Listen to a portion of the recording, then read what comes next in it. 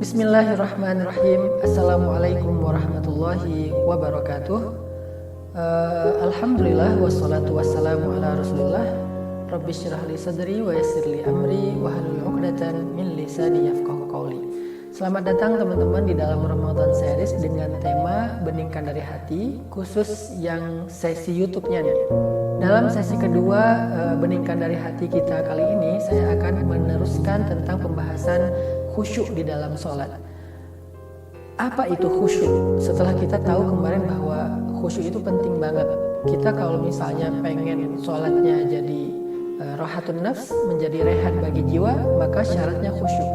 Kita kalau pengen sholat itu menjadi kunci datangnya pertolongan Allah, maka syaratnya khusyuk. Kita kalau pengen di dalam sholat itu Allah turunkan rahmat kepada kita, maka syaratnya khusyuk. Kalau kita pengen di dalam sholat itu kita didoakan oleh malaikat, maka syaratnya khusyuk.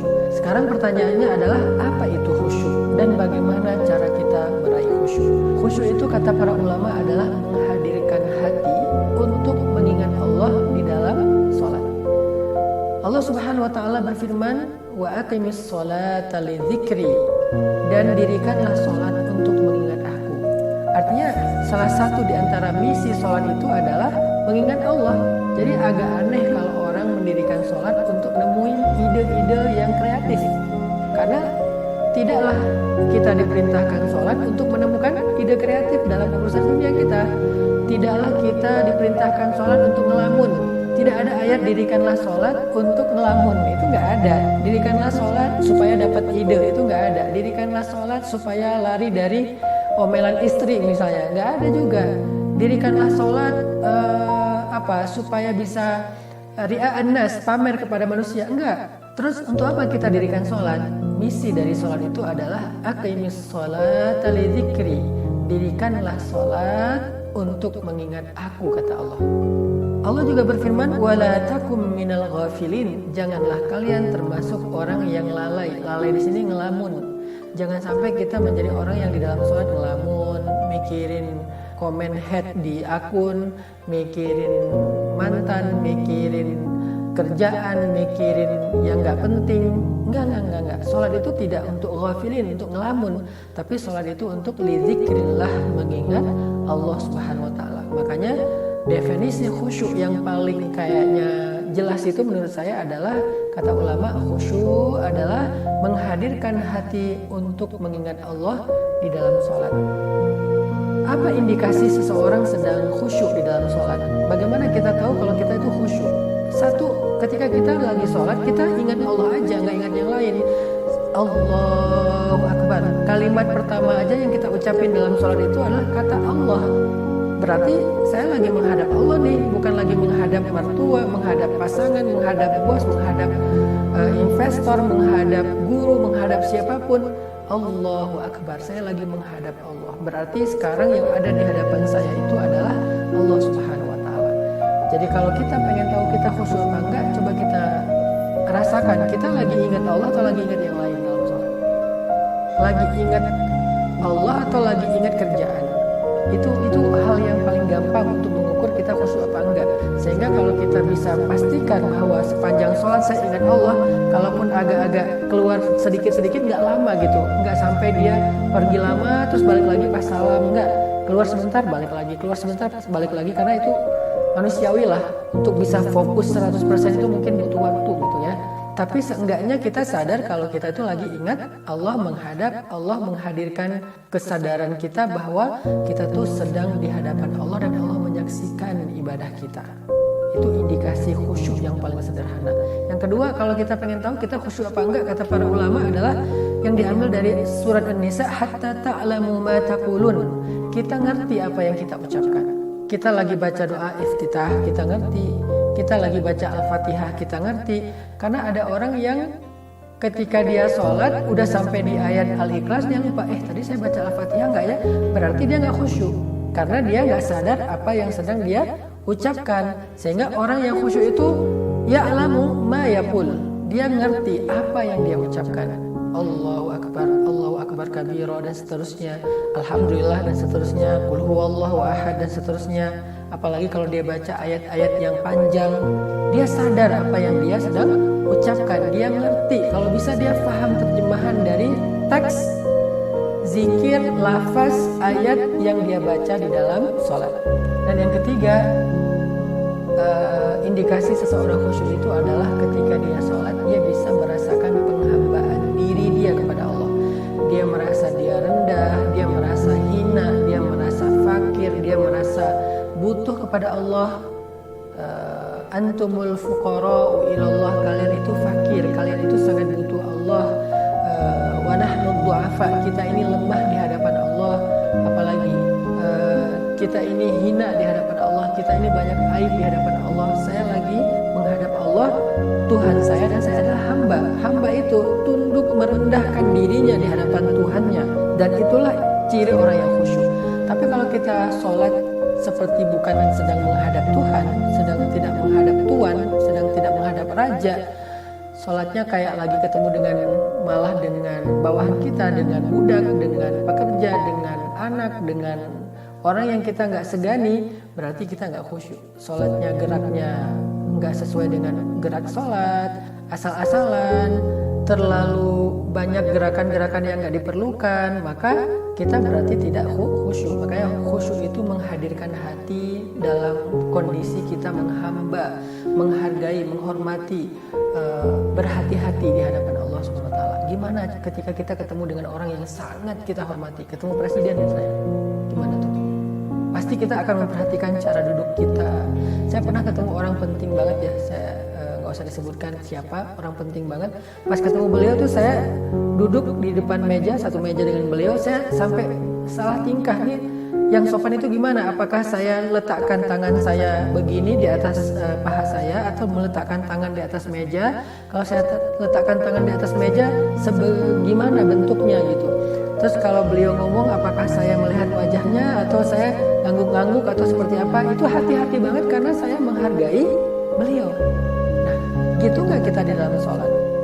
Menghargai Allah nggak kita dengan gerak-gerak tubuh kita? Sehingga orang yang sholatnya memperhatikan gerak tubuhnya, takbirnya dia perhatikan karena dia sedang menghadap Zat pencipta alam semesta, berarti dia orang yang sedang dalam kondisi yang khusyuk. Tapi kalau kita nggak asal-asalan gitu dalam gerakannya tuh nggak hati-hati, kayaknya itu bukan ciri-ciri orang yang khusyuk. Setelah kita tahu definisi dari khusyuk, gimana cara biar kita bisa khusyuk? Cara yang pertama supaya kita bisa khusyuk dalam sholat itu adalah kita belajar merasa butuh kepada Allah Subhanahu wa Ta'ala, teman-teman. Kita akan serius terhadap sesuatu kalau kita ngerasa butuh. Kita serius bekerja karena kita lagi butuh penghasilan. Kita serius kepada seorang cewek karena kita merasa butuh dia untuk mendampingi hidup kita. Kita serius masak supaya enak karena kita butuh makan enak. Banyak orang yang gak serius dalam sholat, artinya gak khusyuk, gak menghadirkan hati, pikiran, perasaan dia di dalam sholat karena dia sendiri ngerasa kayak gak butuh kepada Allah.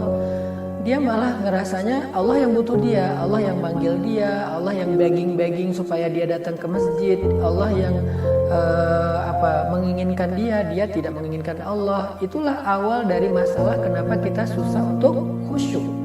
Jadi biar kita bisa khusyuk, kita tuh harus merasakan nahnu fuqara'u ilallah. Kita ini fakir, kita ini butuh Allah banget.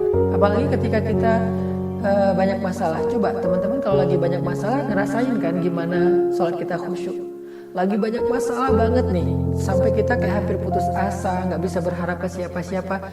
Saat itu kita ngerasain kan betapa nikmatnya sholat kita. Bahkan sholat subuh pun terasa nikmat, biasanya ngantuk, bahkan mungkin gak bangun. Sholat tahajud pun terasa ringan, biasanya berat banget. Sholat sunnah itu jadi ketagihan, biasanya dihindari. Kenapa? Saat kita lagi ada masalah, sholat itu terasa rohah, rehat banget. Karena kita ketika lagi ada masalah tuh merasakan butuh kepada Allah. Tapi kalau misalnya nggak lagi ada masalah besar, kita kayak nggak ngerasa butuh sama Allah, makanya sholatnya susah khusyuk.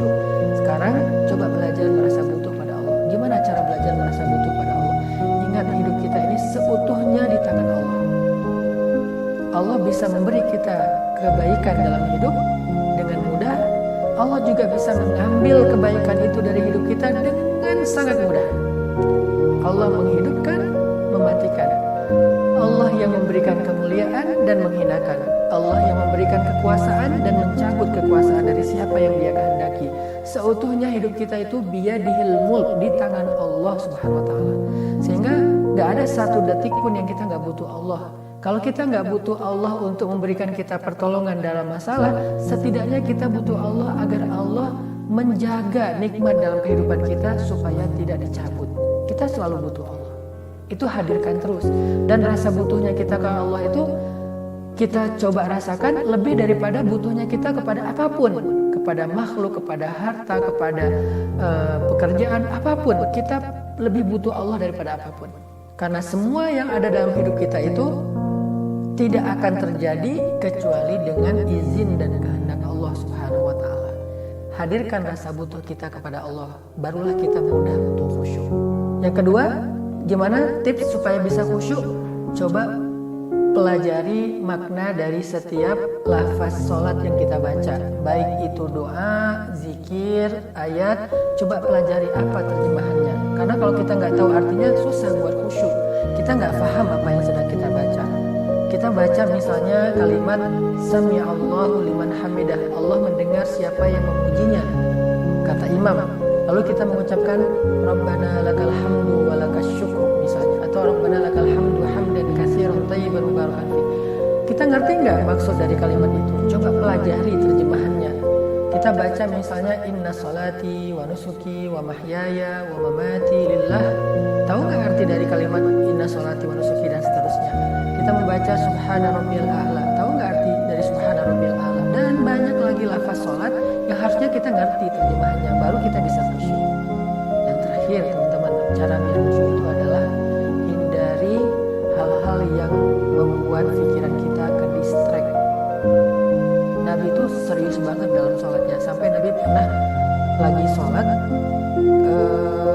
Nabi memperhatikan satu helai kain di depan beliau yang punya corak gitu ya, sehingga setelah beliau sholat, kain itu ditutup sama Nabi karena mengganggu sholat Nabi.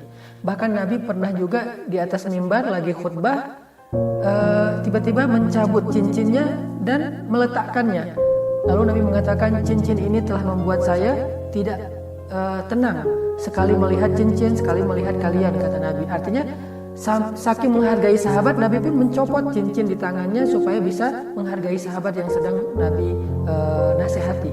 Apalagi dalam sholat, Nabi itu nggak mau ke distract dengan apapun. Makanya sholat yang paling baik itu tengah malam, karena inna nasyiatal lail hiya asyaddu wat'an wa aqwamu qila. Sholat di tengah malam itu lebih tenang, lebih bisa fokus, hindari hal-hal yang membuat ke distract pikiran dan perasaan kita. Sebelum sholat, bereskan dulu urusan kita supaya sholat kita nggak terganggu dengan urusan itu.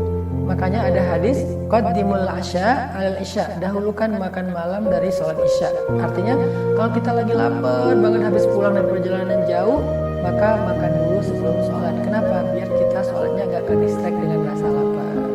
Itu diantara sekian banyak tips ya untuk bisa dapetin sholat khusyuk. Yang intinya kata Nabi, ada orang sholat dia hanya mendapatkan 1/6 dari sholatnya. Ada yang sholat hanya mendapatkan 1/3 dari sholatnya.